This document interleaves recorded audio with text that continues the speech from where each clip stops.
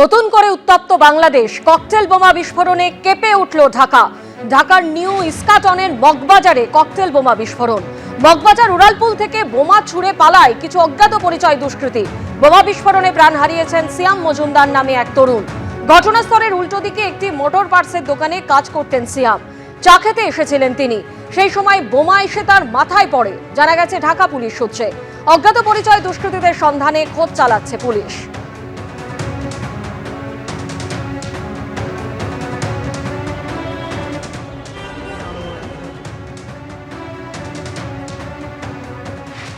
বাংলাদেশে যখন নৈরাজ্য অব্যাহত, আর তারই মধ্যে 17 বছর পর বাংলাদেশে ফিরলেন তারেক রহমান। সিলেটের বিমানবন্দরে ইতিমধ্যেই অবতরণ করেছে তারেকের বিমান। বেলার দিকে ঢাকায় পৌঁছানোর কথা তারেকের। তারেক রহমানের স্বদেশে প্রত্যাবর্তন ঘিরে হয়েছে কড়া নিরাপত্তার ব্যবস্থা। গতকালই বিএনপির ভারপ্রাপ্ত চেয়ারম্যানের 3 দিনের কর্মসূচি ঘোষণা করেছে বিএনপি।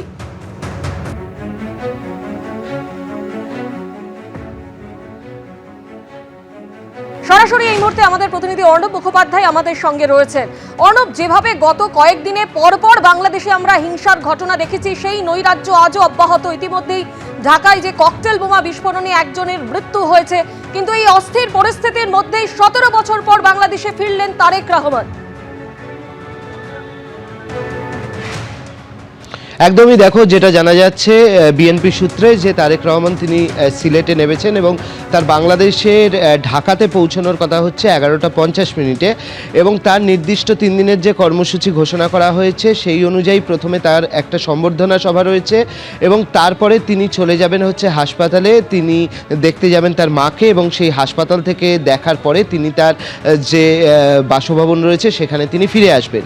এটা হচ্ছে আজকের কর্মসূচি রয়েছে। আগামী দুদিনেরও কর্মসূচি দেওয়া হয়েছে এবং আমরা জানি যে বাংলাদেশে নির্বাচন রয়েছে, তার আগে তারেক রহমানের দেশে ফেরা কিন্তু বাংলাদেশের রাজনীতির পক্ষে যথেষ্ট একটা গুরুত্বপূর্ণ বিষয় এবং যেহেতু ভারত তার প্রতিবেশী দেশ, ভারতের পক্ষেও কিন্তু সেটা খুবই গুরুত্বপূর্ণ। কারণ যেটা দেখা যাচ্ছে বর্তমান পরিস্থিতিতে সেখানকার বাংলাদেশের সংখ্যালঘুদের ওপর যেভাবে অত্যাচার বাড়ছে, সেখানে যেভাবে ভারত বিদ্বেষ বাড়ছে, সেখানে যেভাবে জামাতের উত্থান হচ্ছে, সেই জায়গা থেকে তারেক রহমান দেশে ফেরার ফলে কিন্তু আবার বিএনপি কিন্তু নতুন করে উজ্জীবিত হচ্ছে এবং সেই বিএনপি নতুন করে যে উজ্জীবিত হওয়াটা সেটা বাংলাদেশের রাজনীতিতে কিভাবে প্রভাব ফেলে সেটা হচ্ছে গুরুত্বপূর্ণ। আমরা যদি তারেক রহমানের 3 দিনের যে শিডিউল বিএনপি থেকে দেওয়া হয়েছে তাতে দেখি, তাহলে আজকের শিডিউল অনুযায়ী বলা হচ্ছে যে ঢাকার ফ্লাইট থেকে অবতরণ হবে 11:50, 300 ফিটে সম্বর্ধনা সমাবেশ হবে, তার পাশাপাশি হচ্ছে তিনি বক্তব্যও দেবেন। তারেক রহমানের স্বাভাবিকভাবে এই বক্তব্য গুরুত্বপূর্ণ। এরপর তিনি এভার কেয়ারে যাবেন হাসপাতালে তার মাকে দেখার জন্য এবং তারপরে হচ্ছে 26শে ডিসেম্বরের যে শিডিউল দেওয়া হয়েছে, তিনি হচ্ছেন জিয়াউর রহমানের যে সমাধি সেখানে তিনি যাবেন। এছাড়া যেটা গুরুত্বপূর্ণ, সাভারে জাতীয় যে স্মৃতিসৌধ সেখানে তিনি শ্রদ্ধা নিবেদন করবেন এবং তারপরেও তার 27 তারিখও নির্দিষ্ট বেশ কিছু কর্মসূচি রয়েছে।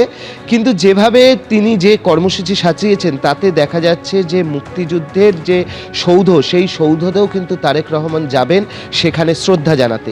এটা কিন্তু ভারতের কাছে একটা খুব গুরুত্বপূর্ণ, তার কারণ তারেক রহমান তিনি দেশে ফিরছেন, দেশে ফিরে তিনি তার মাকে দেখতে যাচ্ছেন এবং তার পরবর্তী সময় তিনি জুলাইয়ের আন্দোলনে যারা আহত যেখানে ছিলেন সেই সব জায়গায় যাবেন, ঠিক আছে, কিন্তু মুক্তিযুদ্ধের যে শহীদ যেখানে স্মৃতি রয়েছে সেখানে তিনি যাবেন। এই জায়গাটা কিন্তু একটু অন্যরকম বর্তমান বাংলাদেশের রাজনীতির পরিপ্রেক্ষিতে, অর্থাৎ মুক্তিযুদ্ধের চেতনাকে যে তিনি গুরুত্ব দিচ্ছেন, এটা কিন্তু একটা গুরুত্বপূর্ণ বিষয়। তুমি আমাদের সঙ্গে থাকো। এই মুহূর্তে আমরা যোগাযোগ করতে পেরেছি প্রাক্তন সেনাকর্তা ব্রিগেডিয়ার দেবাশিস দাসের সঙ্গে।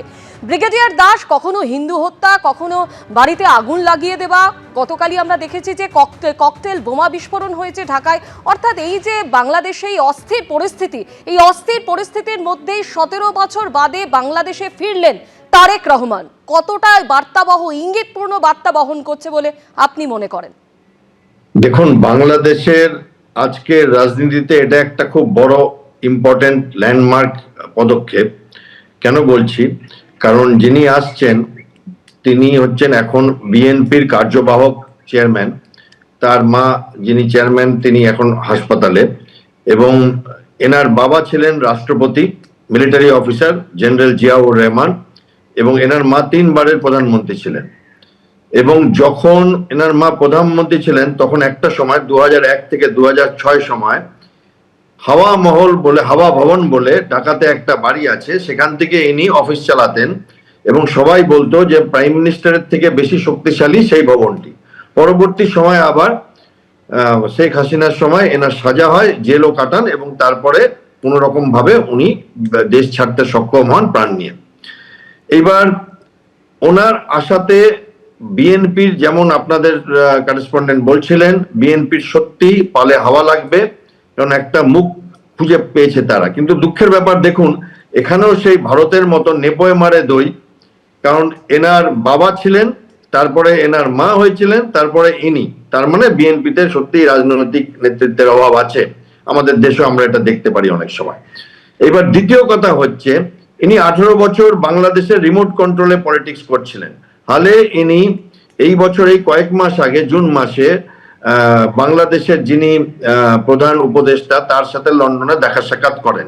তাদের মোটামুটি মনে হয় একটা ভাবের আদান প্রদান হয়েছে, হাসি মুখে তারা প্রেস কনফারেন্স করেছেন সেখানে। তারপরে ইলেকশনের ডেট নির্ধারণ করা হয় 12 তারিখ এবং ঠিক ইলেকশনের 50 দিন আগে উনি পৌঁছালেন ঢাকা। এখন একটা সিম্প্যাথি ভোটও কাজ করছে, কেন বলুন তো? বেগম খালেদা জিয়ার অনেক সমর্থক আছে, বিএনপির অনেক সমর্থক আছে, তারা দেখছে তিনি হাসপাতালে পড়ে আছেন এবং তখন তার বড় ছেলে এসে বাংলাদেশে ঢুকলো এবং অ্যারেঞ্জমেন্ট করা হয়েছে যাতে তাকে মানে সোজাসুজি শ্রীঘরে নিয়ে না যাওয়া হয় এবং সেরকম একটা আন্ডারস্ট্যান্ডিং আছে। এবার ভারতের এর থেকে কিছু কি নেওয়ার আছে? নিশ্চয়ই নেওয়া আছে, কারণ ভারত আগে যখন বেগম জিয়া ছিলেন, ভারতও তার সাথে কাজ করেছে, ভারতের তো কোনো অসুবিধা নেই। তিনি যদিও একটু উগ্র মৌলবাদীদের সমর্থন করেছেন, তবু ভারতের সাথে মোটামুটি একটা সম্পর্ক ছিল। এই মুহূর্তে তো বাংলাদেশে কোনো ইলেক্টেড গভর্নমেন্ট নেই, এই মুহূর্তে বাংলাদেশে কিছু শয়তান মানুষ তারা কেয়ারটেকিং গভর্নমেন্ট করছে এবং তারা থেকে থেকে ভারত বিরোধিতা করছে এবং ভারত বিদ্বেষ ছড়াচ্ছে। সেখান থেকে পলিটিক্যাল লিডারশিপ আসলে ভারতের সুবিধা হবে, ইলেক্টেড পলিটিক্যাল লিডারশিপ আসবে যদি। এখানে আরেকটা অ্যাঙ্গেল আছে, দেখুন হট করে এই যে হাদিকে মারা হলো, প্রথমে বলা হয়েছিল ভারত, এখন তাদের পুলিশরাই বলছে না ভারত কিছু করেনি। এখন তো হাদির নিজের ভাই আপনারাই দেখালেন, বলছে যে এইটা তো বাংলাদেশের যারা এখন অধিকর্তা সর্বেসর্বা তারা করিয়েছে এবং তাদের বলছে আপনারা কিন্তু পালাতে পারবেন না, যেমন করে আমাদের শেখ হাসিনা পালিয়ে গেছিলেন। এইবার এইখানে একটা ব্যাপার আছে যে পরপর এই যে আজকে যে ককটেল বোমাটা গতকাল রাত্রে ছোড়া হয়েছিল ফ্লাইওভার থেকে, এই ককটেল বোমাটা মুক্তিযোদ্ধা সংসদ কেন্দ্রীয় কমান্ড কাউন্সিলে ছোড়া হয়েছিল, তার গেটে। যে ছেলেটি মারা গেছে তার পাশে একটা দোকান ছিল, সে মানে বাই অ্যাক্সিডেন্ট মারা গেছে। কিন্তু এটা একটা মেসেজ, কারণ উনি একটু আগে আপনি বললেন যে একটা মুক্তিযোদ্ধাদের ব্যাপারে এবং 71 নিয়ে উনি একটুখানি অ্যাপিয়ারেন্স দিচ্ছেন, সেইটা আবার এই সরকারের মানে, এই সরকার মানে আমি জামাত পুষ্ট সরকারের কথা বলছি এবং এই ছাত্র আন্দোলন যারা করেছে তাদের নতুন পার্টি এনসিপির কথা বলছি, তারা সব মিলে চেষ্টা করছিল ক্ষমতা দখল করবে। বিএনপি যদি চলে আসে তাহলে তারা কি একসাথে কাজ করতে পারবে না অপোজিশনে থাকবে, সেইটা একটা চিন্তার ব্যাপার। এবং তারেক রহমান এতদিন বিদেশে থেকে হট করে কতটা ওনার গ্রাউন্ডে ক্ষমতা আছে আমি ব্যক্তিগতভাবে সন্দিগ্ধ। আবার আজ গতকাল আমেরিকার কিছু ল মেকারস একটা চিঠি দিয়েছেন মোহাম্মদ ইউনূসকে যে আপনারা দয়া করে চিন্তা করুন যে কি করে স্বাধীন এবং নিরপেক্ষ ইলেকশন বা নির্বাচন হবে যদি প্রধান একটা দলকে আপনারা বাদ দিয়ে দেন। মানে এখন শুনলাম কিছু স্টুডেন্ট নেতা যারা এক সময় মানে সমন্বয়ক ছিল, তারা এখন বলছেন আপনার আওয়ামী লীগের সেই সব লোকেরা যদি ক্ষমা চেয়ে নেয় আমরা তাদের ভোটে লড়তে দিতে পারবো। তার মানে আমেরিকার প্রেশার একটা কাজে আসছে, ভারতের প্রেশার কাজে আসছে। রাশিয়ান রাষ্ট্রদূত অত্যন্ত শক্তিশালী একটা মন্তব্য করেছেন পরশুদিন। এইবার একটুখানি এখানে যাই যে ইউনূসও একটু ব্যাক গিয়ার করে গত পরশু বলেছেন ভারতের সাথে আমরা এত বড় প্রতিবেশীর সাথে ঝগড়াঝাটি করে বেশি দিন কোথাও যেতে পারবো না। তার মানে রামের সুমতি হচ্ছে এবং সেইখানে দেখা যাক কি হয়। যদি আওয়ামী লীগ ঢুকে যায় তাহলে বিএনপি আর আওয়ামী লীগের কম্পিটিশন হবে। ব্রিগেডিয়ার দাস, আপনি যে কথা বলছেন যে আগামী দিনে পরিস্থিতি কোন দিকে গড়ায় সেদিকে অবশ্যই আমাদের নজর থাকবে। আপাতত আপনাকে ধন্যবাদ। অন্যদিকে আপনারা জানেন যে ময়মনসিংহে নিহত দীপু চন্দ্র দাস, যার বাবার সঙ্গে কথা বলেছেন শুভেন্দু অধিকারী, এই দীপু চাঁদ দাসকেই নৃশংসভাবে পুড়িয়ে হত্যা করা হয়। আপনারা জানেন যে পরিবারকে আর্থিক সাহায্য করার কথা গতকালই ঘোষণা করেছেন বিরোধী দলনেতা শুভেন্দু অধিকারী। আবার অন্যদিকে উত্তরপ্রদেশ বিধানসভায় বক্তব্য রাখতে গিয়ে বাংলাদেশে হিন্দুদের উপর নির্যাতনের ঘটনার সুর চড়ান মুখ্যমন্ত্রী যোগী আদিত্যনাথ, জানিয়ে কটাক্ষ করেছে তৃণমূল। বাংলাদেশে হিন্দু যুবককে নৃশংসভাবে খুন ও তারপর প্রকাশ্যে মৃতদেহ জ্বালিয়ে দেওয়ার ঘটনায় প্রতিবাদের ঝড় আছড়ে পড়েছে এপার বাংলায়। এই আবহে ময়মনসিংহের নিহত দীপুচাঁদ দাসের বাবার সঙ্গে কথা বললেন শুভেন্দু অধিকারী। পরিবারকে আর্থিক সাহায্য করার ঘোষণাও করলেন তিনি।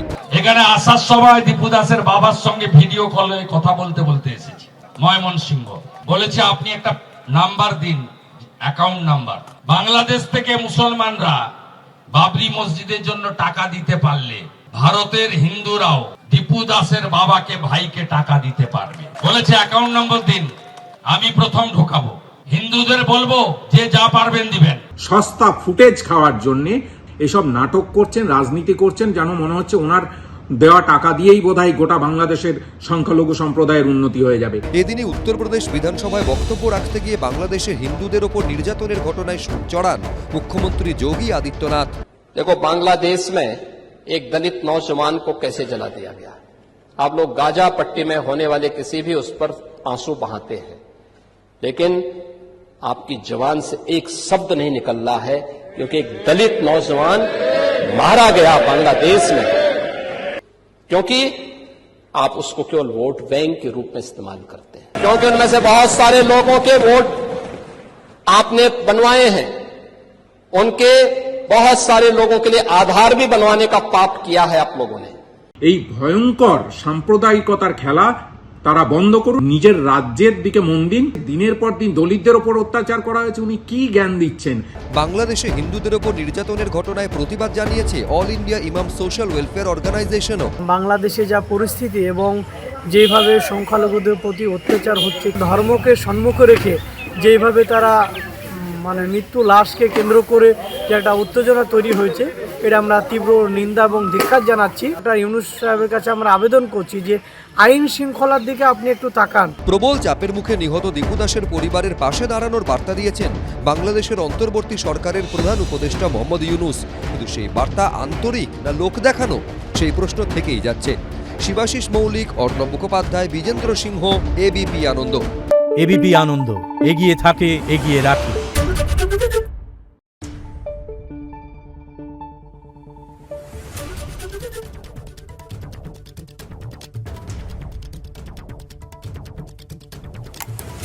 Thank you.